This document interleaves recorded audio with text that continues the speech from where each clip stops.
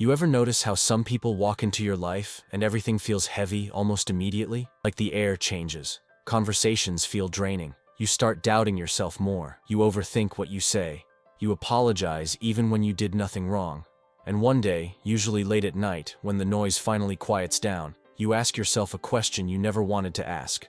Why do I keep attracting people who hurt me? Not once, not twice, but again and again. Different faces, same pain. And what makes it worse is this quiet fear that maybe the problem is you. Not because you're cruel, not because you're selfish, but because you're too kind in a world that quietly feeds on kindness.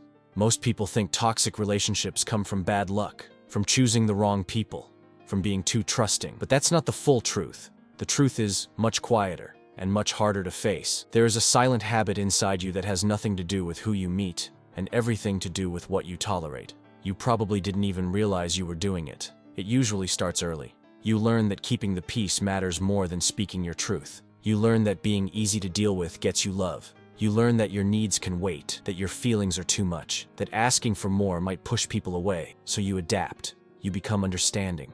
You become patient. You become the one who listens, forgives, explains, and adjusts. And slowly, without meaning to, you start abandoning yourself in small, quiet ways. That's the habit, not weakness, not insecurity, but self-erasure disguised as kindness. And toxic people can sense it, not consciously, not in an evil, calculated way, but emotionally. They feel it in how quickly you apologize, in how often you doubt yourself, in how you try to keep things smooth, even when something feels wrong. To them, it feels safe, comfortable, familiar, because you don't challenge their behavior. You explain it away. You give them the benefit of the doubt even when your chest feels tight and your instincts are screaming. And slowly, the balance shifts. You start shrinking. They start expanding. You question yourself more. They question you less. And one day you realize you're exhausted, confused, and emotionally drained, yet still wondering what you did wrong. This is the part no one talks about. Toxic people are often drawn to those who learned early in life that love equals endurance. People who were praised for being mature, understanding, or strong too young. People who learned to read emotional rooms before they learned how to express their own needs. People who learned that staying quiet kept things peaceful. So now, when someone pushes a boundary, your first instinct isn't to leave. It's to understand them, to give them another chance, to fix it. Not because you're weak, but because you were trained to survive through emotional flexibility. The problem is, survival patterns don't create safe relationships. They create familiar ones. And the mind is addicted to what feels familiar, even when it hurts. That's why walking away feels harder than staying. That's why red flags feel confusing instead of alarming. That's why your body tightens, but your mouth says, it's okay. Because on some level, chaos feels like home. And peace feels unfamiliar, almost suspicious. This is the silent habit that attracts toxic people, the habit of abandoning yourself before anyone else gets the chance to. It shows up when you ignore your intuition, when you explain away disrespect, when you choose connection over self-respect, when you stay quiet to keep the peace. And the scariest part?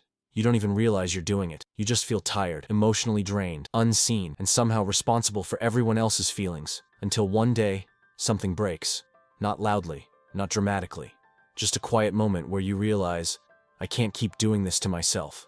That moment doesn't come with fireworks. It comes with exhaustion, with tears that don't feel dramatic, just heavy, with a strange clarity that whispers, something has to change. And that's where the shift begins. Not with confrontation, not with cutting everyone off, but with awareness. You start noticing the patterns, the way your body reacts before your mind does. The tight chest, the urge to explain yourself, the fear of being misunderstood. And instead of ignoring it, you pause. You start asking different questions. Not, how do I make them happy? But, why do I feel unsafe being myself here? Not, how can I fix this? But why am I the only one trying? That shift is small, quiet, but powerful. Because the moment you stop abandoning yourself to keep someone else comfortable, everything changes. You begin to speak slower. You stop over-explaining. You let silence exist without filling it. You allow discomfort without rushing to fix it.